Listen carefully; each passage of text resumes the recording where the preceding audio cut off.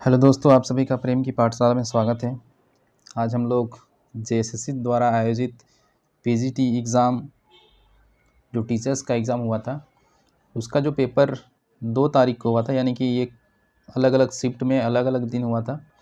तो आज हम लोग 2 सितंबर 2023 का पेपर देखेंगे और जो एग्ज़ाम का टाइमिंग था वो 9:30 से 12:30 बजे तक का जो नाम था। और मैंने जिससे लिया है ये पेपर उसका नाम यहाँ मैंने ढक दिया है, इसलिए क्योंकि किसी के रोल नंबर और नाम को पब्लिकली नहीं इस तरह से दिखाया जा सकता। और चूँकि ये ऑनलाइन एग्ज़ाम हुआ था तो इसका जो पेपर है वो बाहर नहीं आ पाया था। तो अभी चूँकि जेएसएससी ने रिस्पॉन्स शीट जारी किया है, तो मेरे जानने वाले थे, तो मैं उनसे ये सीट मैंने उनसे मांगा है। एक और सीट मेरे पास है, जो 1 तारीख का जो पेपर हुआ था उसका जो रिस्पॉन्स शीट है वो मेरे पास है। तो आप में से किसी के जानने वाले या आप में से किसी ने अगर दिया होगा एग्ज़ाम, तो और किसी डेट का आपके पास रिस्पॉन्स शीट होगा तो ज़रूर मेरे टेलीग्राम में भेजें।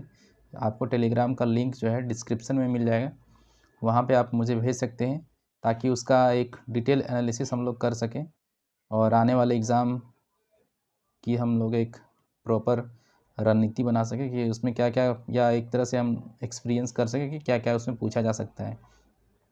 तो चलिए बिना किसी देरी के शुरू करते हैं, जिसमें क्वेश्चन नंबर 1 जो है, इसमें करंट अफेयर्स का क्वेश्चन पूछा गया है, जिसमें जो पहला क्वेश्चन है, चीन में वर्ल्ड यूनिवर्सिटी गेम्स हुआ था, तीरंदाजी की व्यक्तिगत महिला स्पर्धा में किसने स्वर्ण पदक जीता था?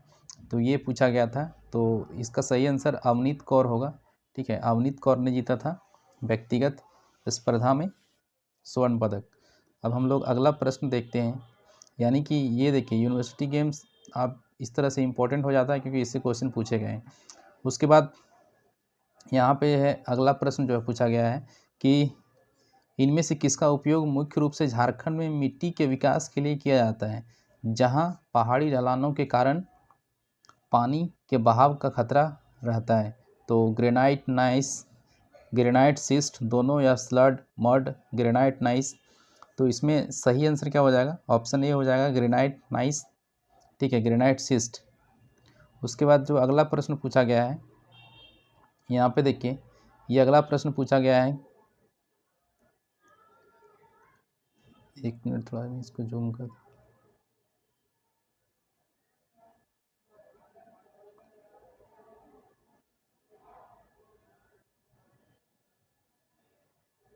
ठीक है। तो यहाँ पे देखिए ये जो प्रश्न पूछा गया है कि जुलाई 2023 में रांची में राज्य को कम कार्बन और जलवायु लचीली अर्थव्यवस्था के मार्ग पर ले जाने के लिए टिकाऊ संक्रमण प्रक्रिया के रणनीतिक दृष्टिकोण के लिए आवरण किए गए विजन दस्तावेज, यानी विजन डॉक्यूमेंट जो तैयार किया गया था, उसका नाम क्या था?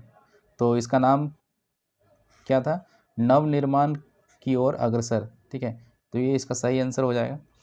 तो ये देखिए जुलाई महीने का ये करंट अफेयर्स पूछा गया है, और ये थोड़ा आप कह सकते हैं कि टफ करंट अफेयर्स में से एक बोल सकते हैं इसको।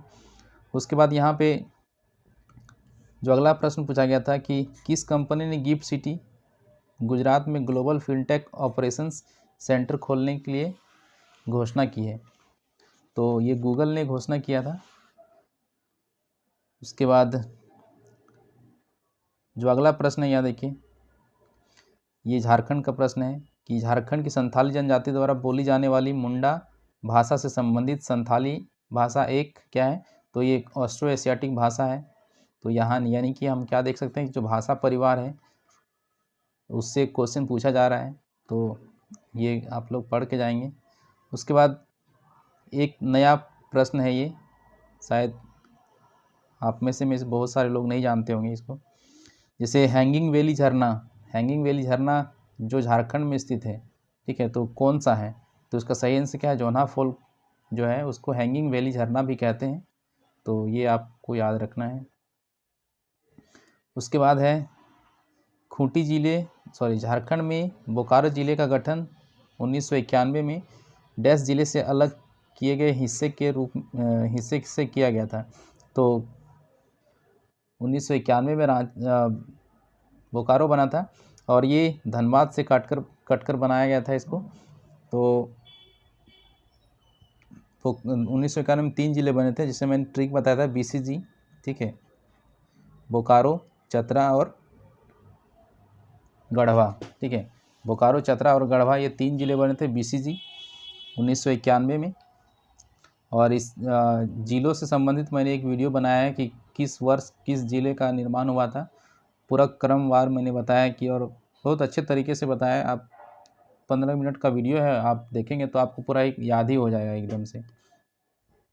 उसके बाद अगला प्रश्न जो पूछा गया है कि जोन्हा जलप्रपात के दृश्य, ये काफ़ी टफ क्वेश्चन में से आप कह सकते हैं कि जो जोन्हा जलप्रपात के दृश्य आनंद लेने के लिए किसी को गूंगा नदी से कितने नीचे उतरना होगा, यानी कि जो पानी जो नीचे जहाँ झरना गिरता है वो झरना नीचे उतरने कितना सीढ़ी चढ़ना उतरना पड़ेगा, कितने स्टेप्स।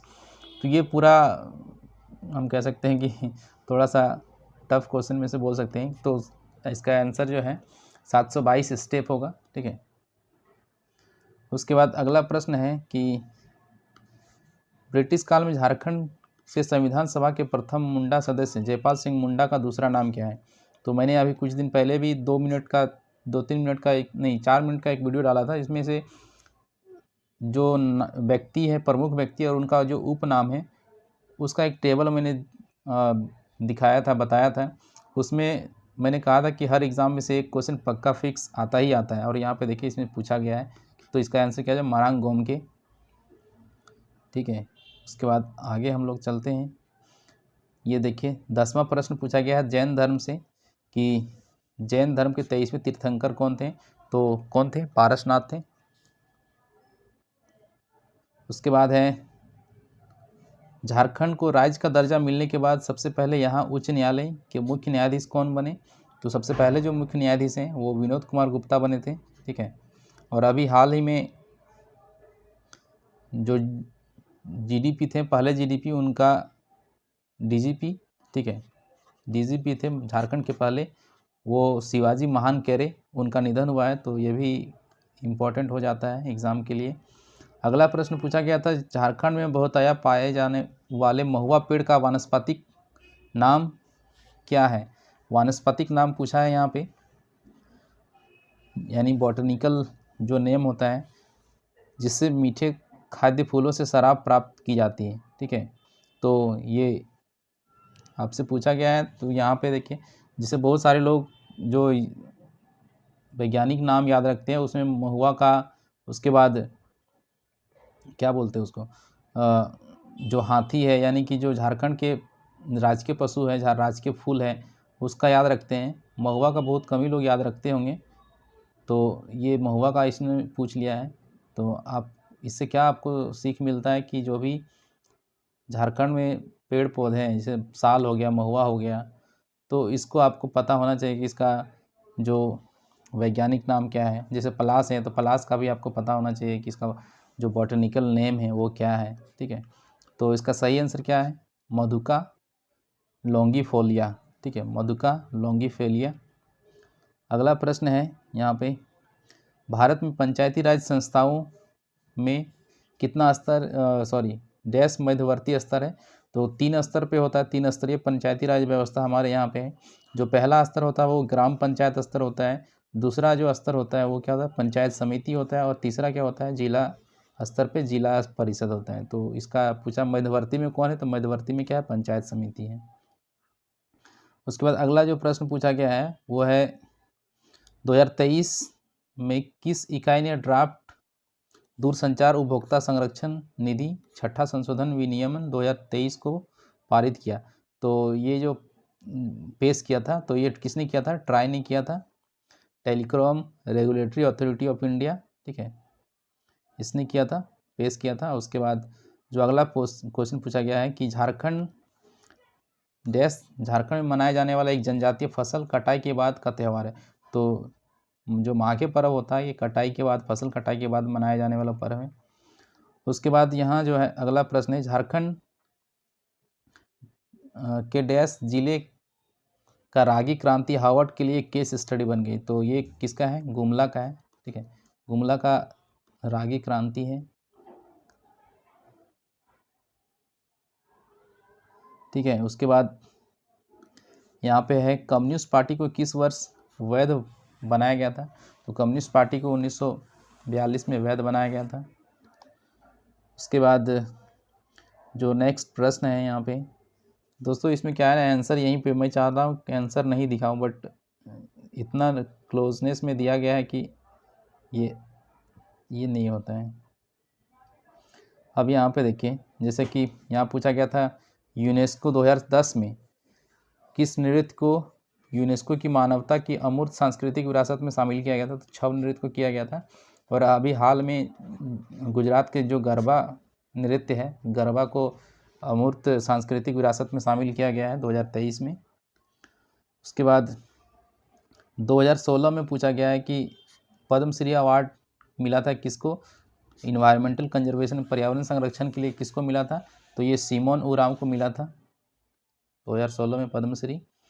उसके बाद झारखंड में धान उगाई जाती है, अन्य फसलों की तुलना में बहुत कम उगाई जाती है, या फिर ओनली क्रॉप, क्या सिर्फ एक ही धान है, मतलब धान ही उगाई जाने वाली एकमात्र फसल है, या फिर प्रमुख फसल। तो इसका सही आंसर क्या है, धान एक प्रमुख फसल है। तो इसका सही आंसर क्या हो जाएगा, ऑप्शन डी। उसके बाद अगला प्रश्न है किस पंचवर्षीय योजना के बाद, ये थोड़ा सा घुमाने वाला क्वेश्चन है, किस पंचवर्षीय योजना के बाद योजना अवकाश घोषित किया गया था। तो अगर जैसे योजना अवकाश सीधे लोग क्या करेंगे, सीधे चौथी पंचवर्षीय योजना मार देंगे, लेकिन यहाँ पे क्या पूछा है, किस पंचवर्षीय योजना के बाद, किसके बाद आया था ये पूछा गया, ना कि ये पूछ रहा है कि कब आया था। तो किसके बाद आया था, तीसरा के बाद आया था। ठीक है, तो ये तीसरा इसका आंसर हो जाएगा। अगला प्रश्न यहाँ पूछा गया अशोक चक्र किसके लिए प्रदान किया जाता है। तो ये काफ़ी आसान सा प्रश्न है। तो ये अशोक चक्र जो है भूमि, वायु या समुद्र पर सबसे विशिष्ट बहादुरी और आत्म बलिदान, लेकिन दुश्मन की उपस्थिति में नहीं, या फिर यहाँ पे क्या दिया है,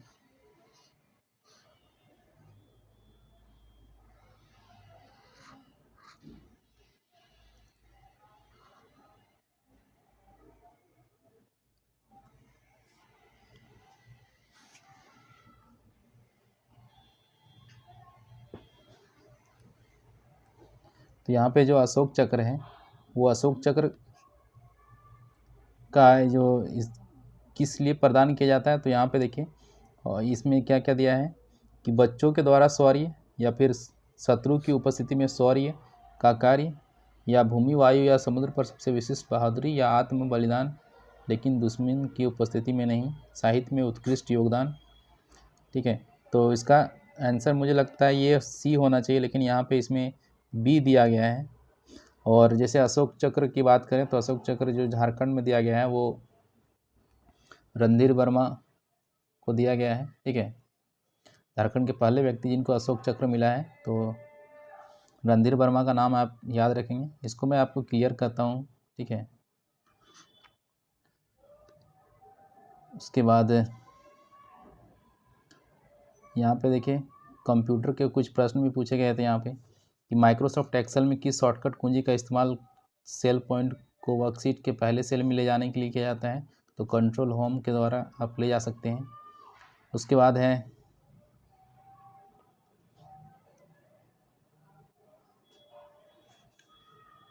कंप्यूटर के प्रश्न थोड़े टफ बाकी के कंपैरिजन में पूछा गया है, क्योंकि बाकी सवाल से आप देखेंगे मैथ के, रीजनिंग के, तो काफ़ी इजी हैं। डैश को एक ऐसी लैंग्वेज के रूप में परिभाषित किया गया है जो डेटाबेस में रखे गए डेटा पर बुनियादी डेटा हैंडलिंग संचालन का समर्थन करने के लिए संचालन का एक सेट प्रदान करती है। तो इसका सही आंसर क्या हो जाएगा, डाटा मैनिपुलेशन लैंग्वेज, DML। उसके बाद है स्वर्णरेखा नदी पर गेतलसूद डैम यानी बांध का निकटतम शहर कौन सा है। तो ये रांची के निकट है। ठीक है, रांची के निकट है ये। और उसके बाद अगला प्रश्न है किसी भी कंप्यूटर या सर्वर को संदर्भित करता है जो इंटरनेट कनेक्शन के माध्यम से एक या अधिक कंप्यूटर या नेटवर्क डिवाइस से इंटरलिंक होता है। तो इसको क्या कहते हैं, होस्ट कहते हैं। उसके बाद है निम्नलिखित में से कौन सा द्रविड़ भाषा से संबंधित है। देखिए भाषा परिवार से 2 प्रश्न पूछे गए थे, तो इसका सही आंसर क्या है, कुडुख।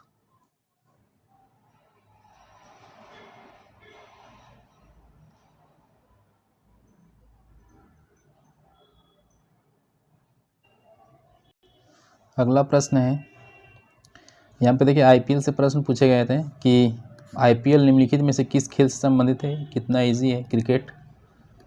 तो उसके बाद है यहाँ पे कि इनमें से किस वर्ष उड़िया साहित्य के लिए साहित्य अकादमी पुरस्कार प्रदान नहीं किया गया।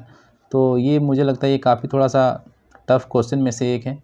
तो कब नहीं प्रदान किया गया, तो ये मुझे भी नहीं पता था। तो 1959 जो ऐसा वर्ष है जिसमें उड़िया साहित्य को साहित्य अकादमी पुरस्कार प्रदान नहीं किया गया था। तो झारखंड के जो भाषा है उस पर भी आपको ध्यान रखने की ज़रूरत है कि कब कब कौन भाषा को मिला है।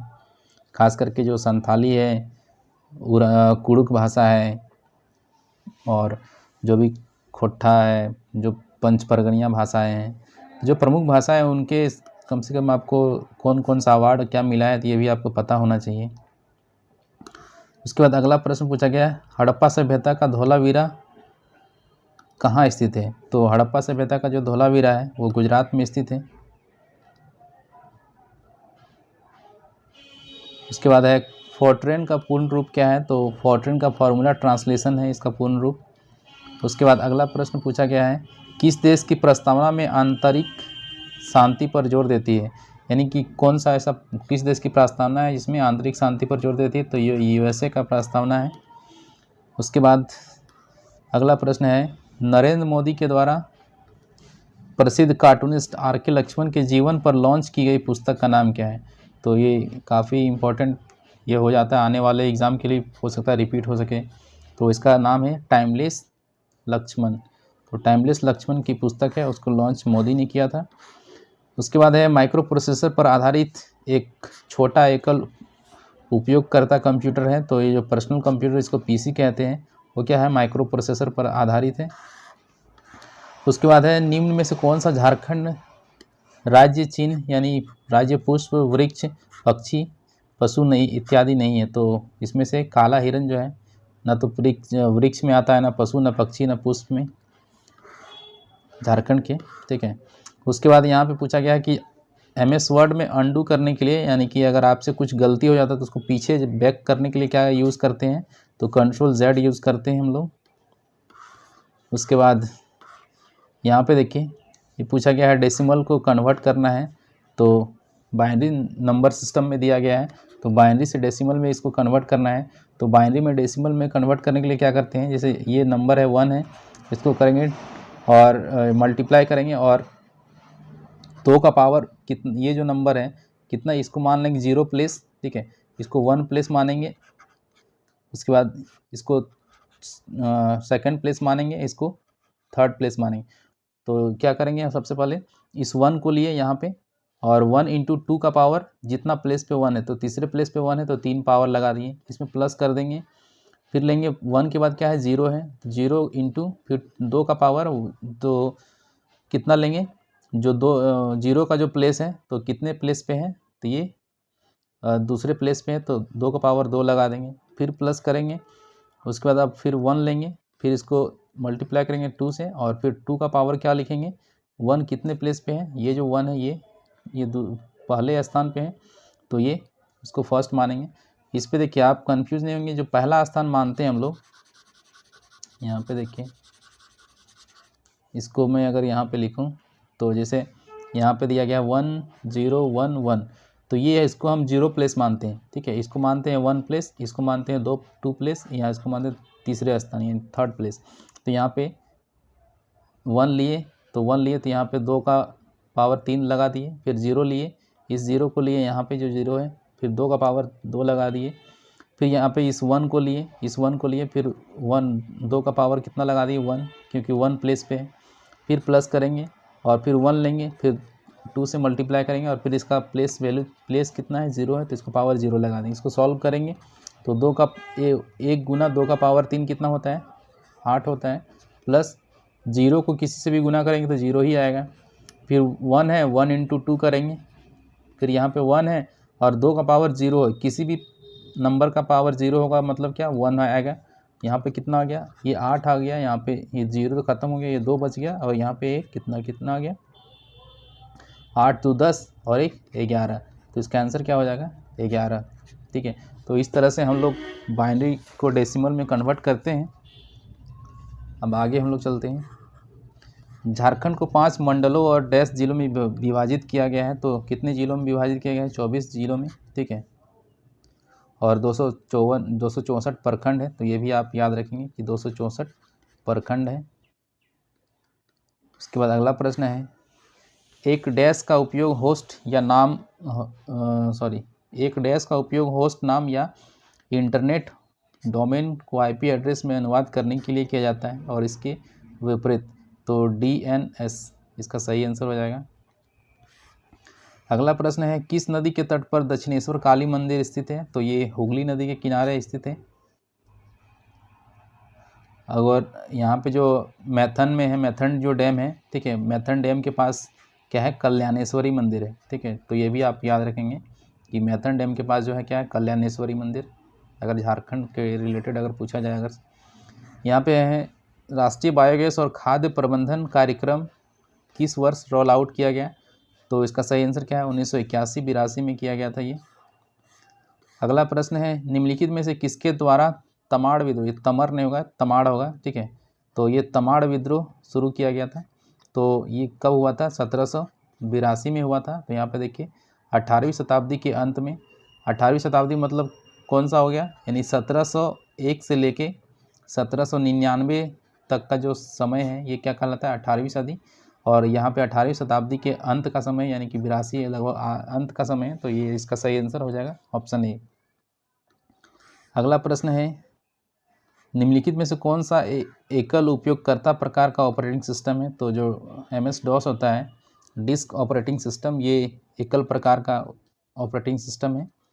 अगला प्रश्न है, डैश ऑनलाइन चर्चाओं का एक ऐसा संग्रह है जो विभिन्न समाचार समूहों में व्यवस्थित होता है, तो जो यूज नेट है, तो ये क्या है, ये विभिन्न समाचार समूहों में व्यवस्थित होता है। ठीक है, ऑनलाइन चर्चाओं का एक संग्रह है ये।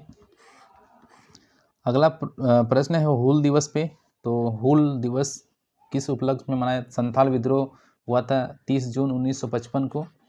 ठीक है, तिलका मांझी के नेतृत्व में, तो उसी को हम लोग हूल दिवस के रूप में मनाते हैं, तो 30 जून इसका सही आंसर हो जाएगा। अगला प्रश्न है, मैथ्स के ये प्रश्न है, यहाँ पे देखिए पूछा गया है कि इसको सॉल्व करना है, ये वैल्यू दिया गया है, तो इसका वैल्यू क्या होगा, तो आप सीधा से क्या करेंगे, आप इसको पहले सॉल्व कर दीजिए, तो ये कितना हो जाएगा, ये इसको LCM अगर ले लेंगे हम, तो यहाँ तो 3x हो जाएगा और यहाँ पे कितना हो जाएगा 3 दूनी 6, यानी कि यहाँ पे कितना जाए 6x स्क्वायर आ जाएगा ये। ठीक है, 3 दूनी 6, 6x स्क्वायर, सॉरी यहाँ पे इसको हम LCM लेंगे 3x, तो यहाँ पे कितना आ जाएगा 3 दूनी 6 x स्क्वायर, यहाँ पे कितना 1, यहाँ पे बराबर कितना है 5 आ जाएगा। अब यहाँ पे देखिए 6x स्क्वायर प्लस 1, ये कितना आ जाएगा 5 तिया 15, 5 तिया 15, और यहाँ पे देखिए आप इसको ऐसे कर सकते हैं 6x स्क्वायर, यहाँ पे प्लस 15, सॉरी यहाँ पे आप एक काम कीजिए, हमें लाना है कौन सा इक्वेशन लाना है, ये इस इक्वेशन के बराबर करना है, तो हम यहाँ 6x स्क्वायर, यहाँ पे अगर मैं प्लस लिख दूँ 20x, ठीक है 20x लिख देता हूँ, उसके बाद ऊपर में क्या है प्लस 1 तो मेरा ऑलरेडी है, तो 6x स्क्वायर प्लस 1, तो मैंने एक्स्ट्रा क्या लिखा 20x मैंने एक्स्ट्रा लिखा, तो मैं यहाँ पे क्या करूँगा, यहाँ पे 15x है, इसमें मैं यहाँ भी क्या कर दूँ जोड़ देता हूँ 20x। ठीक है, यानी कि यहाँ पे 20x मैंने जोड़ा, तो इधर यानी लेफ्ट हैंड साइड में 20x जोड़ा, तो राइट हैंड साइड में भी मैंने 20x जोड़ दिया। अब ये कितना आ जाएगा ये तो वही उसी के बराबर आ गया, यहाँ जो ऊपर वाला भी जो वैल्यू है इसके बराबर आ गया।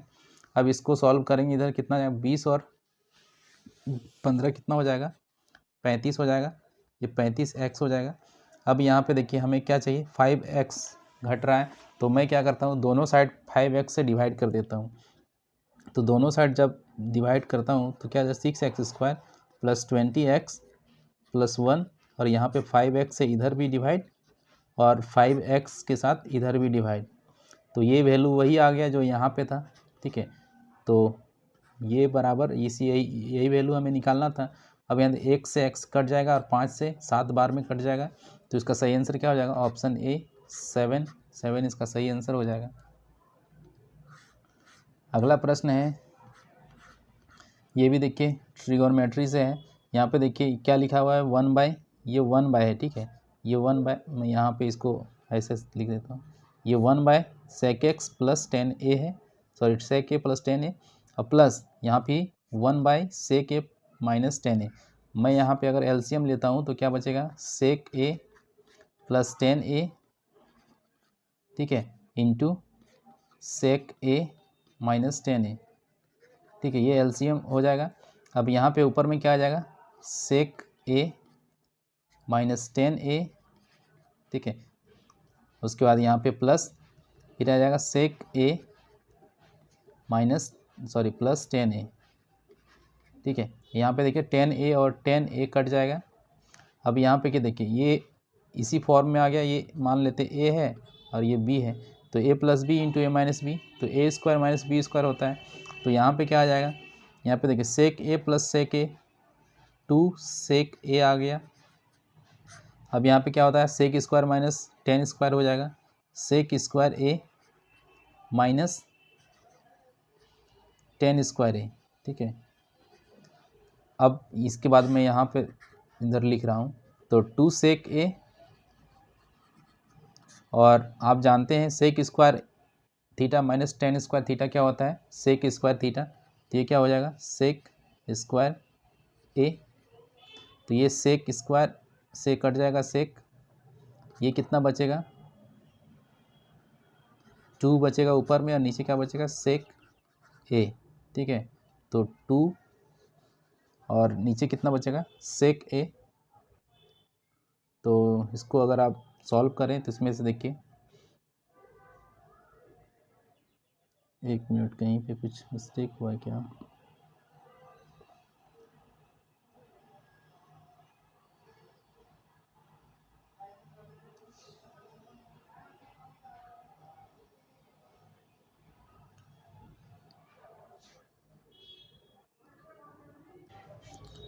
सॉरी दोस्तों, यहाँ पे मैंने गलत लिख दिया था, ये sec square a minus 10 square a बराबर 1 होता है। ठीक है, तो ये जो है ये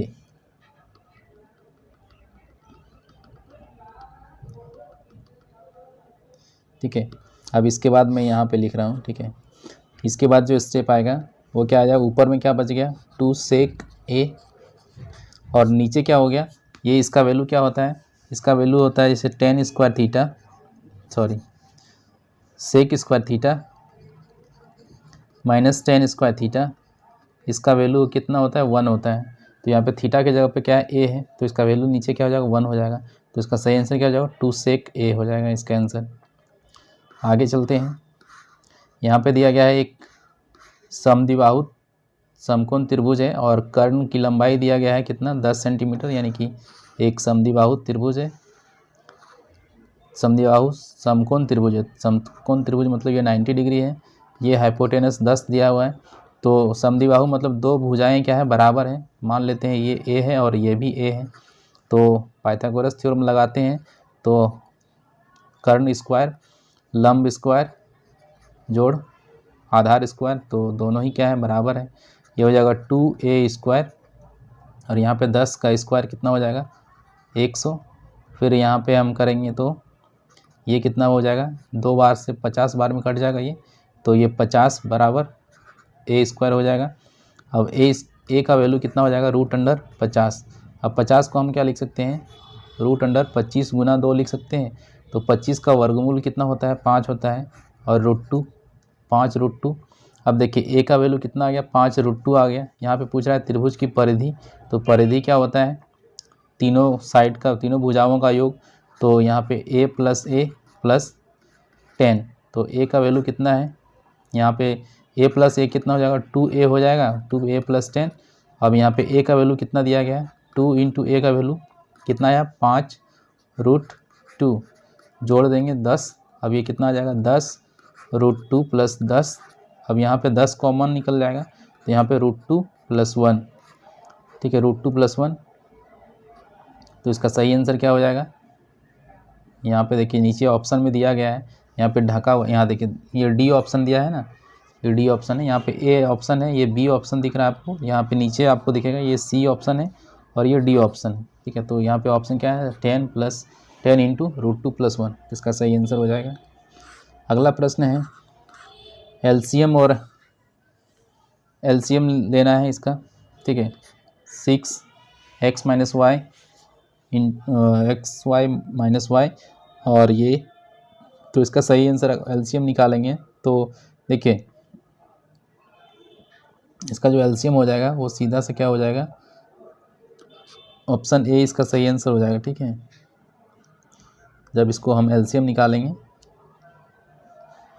इसको अगर जैसे आप एलसीएम 8 और पहले तो क्या करेंगे, पहले 8 और 6 का एलसीएम निकालेंगे, तो 8 और 6 का कितना हो जाएगा 24 हो जाएगा। फिर x y - y और x4y - xy, ये दोनों का निकालेंगे तो कितना आ जाएगा, इसका एलसीएम आ जाएगा xy × x³ - 1, ठीक है।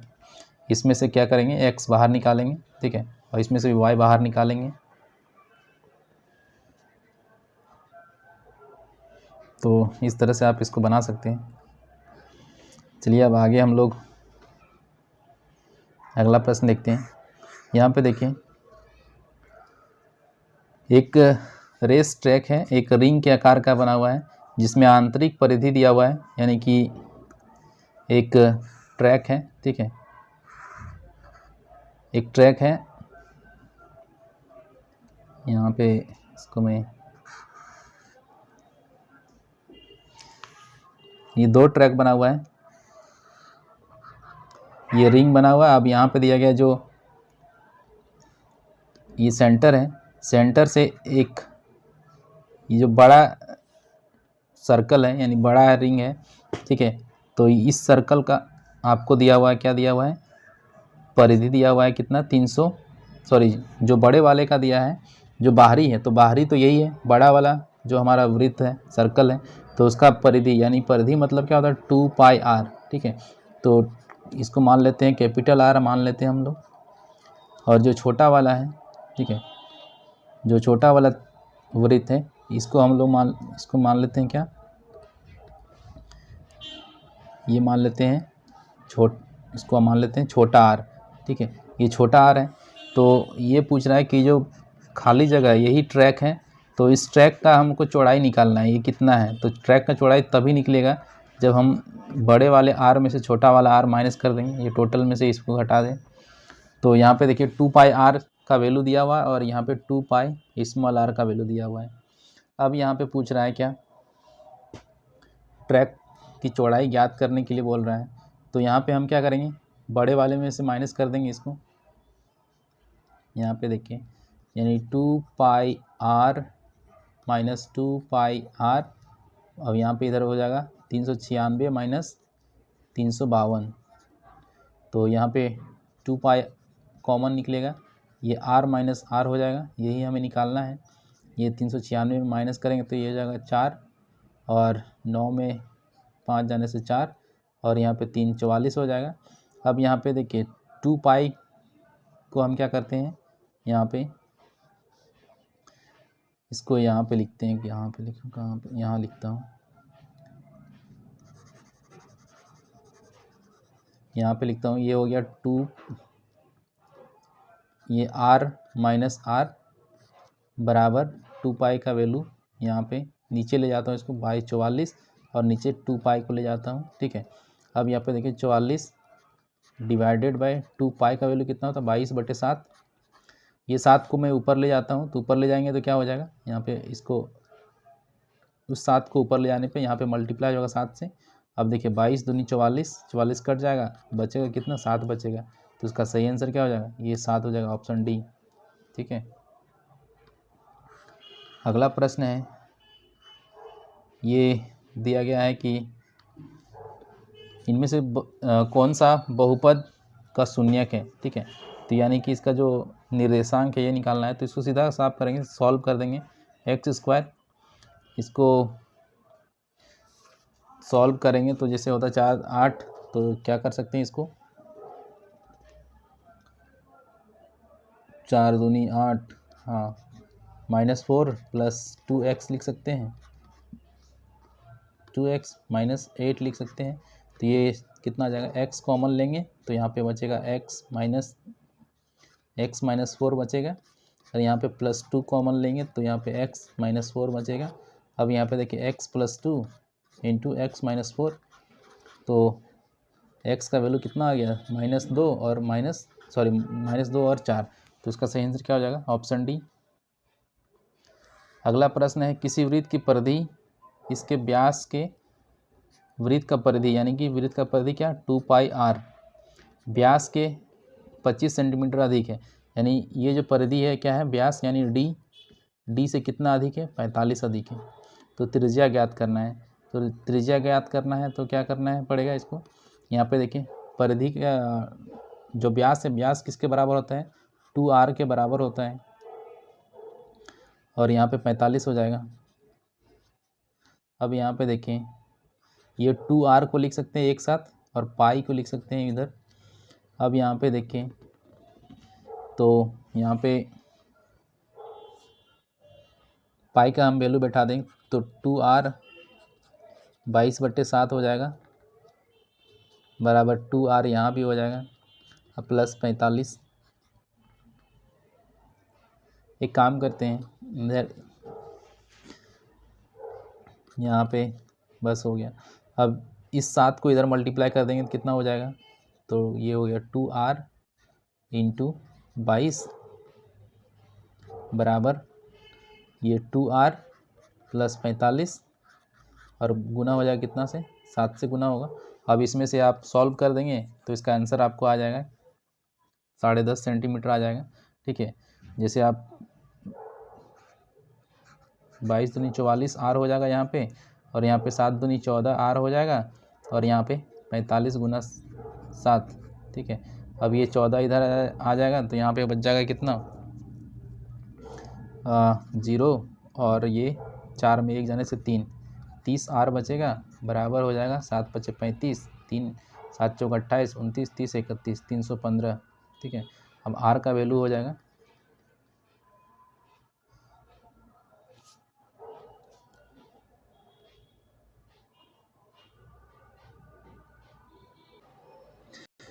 दोस्तों, कुछ थोड़ा सा टेक्निकल प्रॉब्लम की वजह से थोड़ा सा वीडियो पॉज हो जा रहा है। तो हम लोग क्या करेंगे, इसके आगे का जो प्रश्न है इसको मैंने बता दिया कि आप क्या करेंगे, इस 2πr जो दिया हुआ है, 2πr बराबर किसके हैं, जो डायमीटर है उससे 45 अधिक है, और डायमीटर का वैल्यू होता है 2r होता है। तो इसमें से बस r का वैल्यू निकालना है।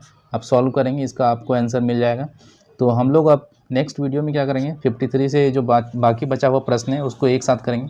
और वैसे भी ये जो वीडियो है ये 40 मिनट के आसपास हो गया है। तो चलिए हम लोग एक और वीडियो में, एक दूसरे पार्ट में बाकी 50 के जो प्रश्न बच गए, 50 प्रश्न, 50 नहीं 48 प्रश्न, उसको करेंगे। तो वीडियो कैसा लगा ज़रूर बताएं, और दोस्तों के साथ शेयर भी करें, और चैनल के साथ अगर पहली बार जुड़े हैं तो सब्सक्राइब करना ना भूलें। Thank you.